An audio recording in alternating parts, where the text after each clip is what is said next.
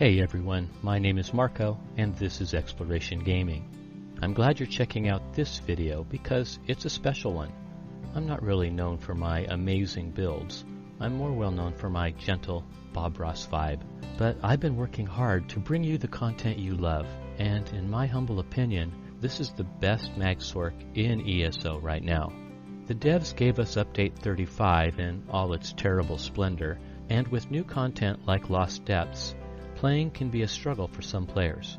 I have subscribers who are disabled vets and other older folk who have real mobility issues while playing The Elder Scrolls Online. Even if it's only a matter of carpal tunnel syndrome, the pain can be debilitating, and we're all supposed to be here to have fun and relax. Update 35 with its nerfs makes boss fights in particular take much longer, and that's concerning for some. Now I'm trying to help those people. Casual, non-sweaty players. This build is a one-bar build, extremely easy to play, not a lot of blocking or roll dodging required, and the gear is mostly craftable and easy to acquire. There are no sustain issues, and this Mag-Sorc will get you through all the dungeon content for the Undaunted celebration, which starts tomorrow. It's the best build to use for overland and dungeon content until the end of the year, and you don't have to worry about farming gear or using transmute crystals to get it. So, you're welcome. Now before I dive in, please subscribe to the channel if you haven't yet done so. It really helps me out. Okay, on with the show. I'm a High Elf here, but loads of races will work. I chose High Elf for the Magicka boost and Weapon and Spell boost in the passives. The Mundus Stone is the Thief for extra crit chance. All our attribute points go into Magicka. Food is the Bewitched Sugar Skulls, and Potion is a Tri-Stat. All that is pretty standard stuff. On to the gear setup. We're using two non-crafted items. The first is the Mythic, the Oaken Soul Ring. Even as nerfed as it is, it still gives us some great buffs, and forcing us into only using one bar is not a problem. That's exactly how we want to play. The other one piece is a monster set. I chose Slimecraw for, again, the crit chance. You can see the pattern here. You can use either the shoulder piece or the helm, but it should be a heavy-weighted piece, because we are also going to go for the Undaunted Metal passive boost. Now the easy parts. The two crafted sets are Order's Wrath, which for me is the best offensive PvE set in the game right now. It adds tons and tons of crit chance, plus some healing and weapon and spell damage. You only need 3 traits to craft it, or you can have a friend make it for you. The other set is Fortified Brass. This is a defensive set which adds all health and armor. It only needs 4 traits researched in order to craft it.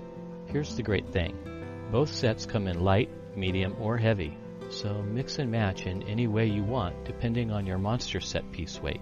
We're going to go for the 5-1-1, meaning 5 light pieces, 1 medium piece, and 1 heavy piece. How you get there is entirely up to you. On the body armor, craft it all with the Divine trait, once again to boost up our Thief Mundus, which adds to our crit chance.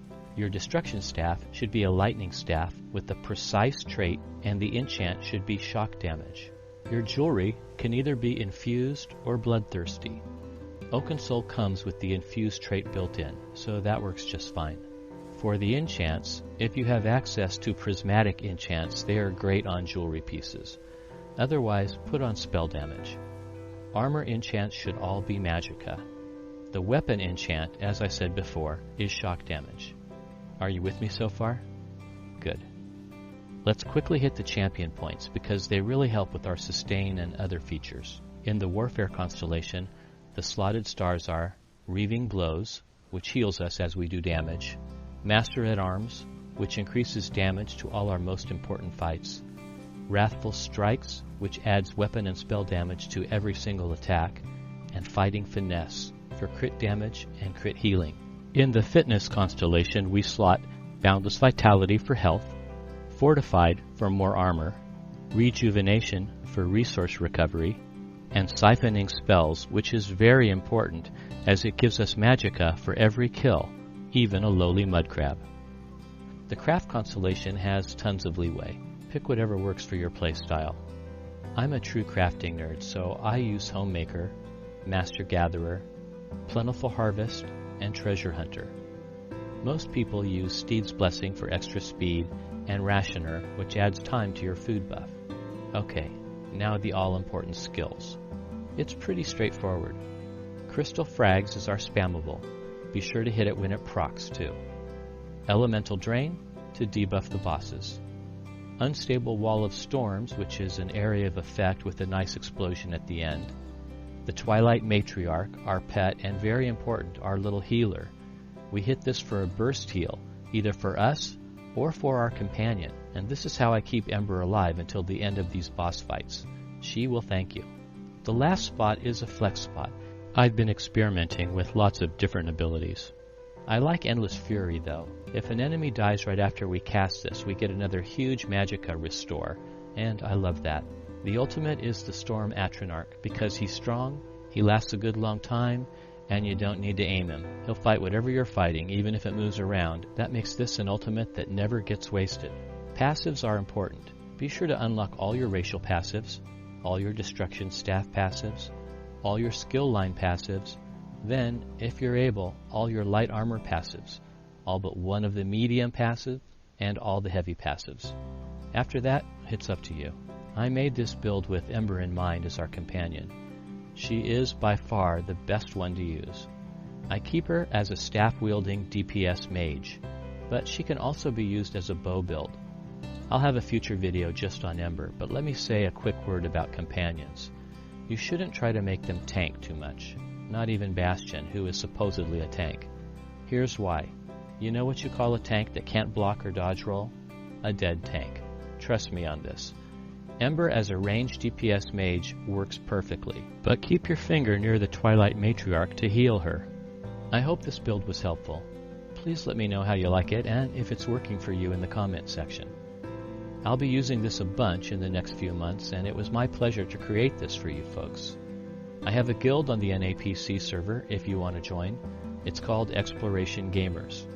We also have a Discord, which I'll be using a lot more, and a website and memberships are coming soon. Of course, you can watch me stream and ask questions live on Twitch. I sometimes stream on YouTube as well, which is why I want you to subscribe. Come and ask questions in real time.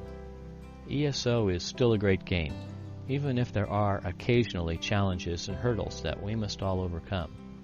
Let's have a great time with the Undaunted Event. I hope you use this Mag-Sorc build and never die. As always, I'm Marco. Have fun playing the Elder Scrolls Online. Be kind to other players, and keep exploring.